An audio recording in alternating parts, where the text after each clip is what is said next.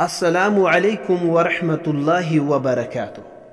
پیارے ناظرین، آپ میں سے کسی نے کامنٹ کی تھی کہ فقیر اور مسکین میں فرق واضح کریں۔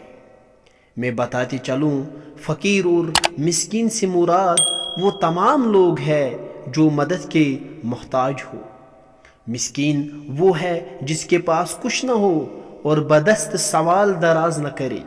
مسکین وہ ہے جس کے پاس اتنا مال ہو جس سے وہ اپنی اور اپنے زیر کفالت افراد کی ضرورتیں پوری کر سکتا ہے، لیکن مکمل طور پر نہیں۔ فقیر وہ ہے جس کے پاس مال تو ہو لیکن وہ اس کی ضرورت کے لیے کافی نہ ہو۔ مختصر میں کہا جائے، خلاصہ اس بات کا یہی ہے، فقیر وہ ہے جس کے پاس کچھ بھی نہ ہو، اور مسکین وہ ہے جس کی آمدنی ہو مگر اس کا گزارا ممکن نہ ہو۔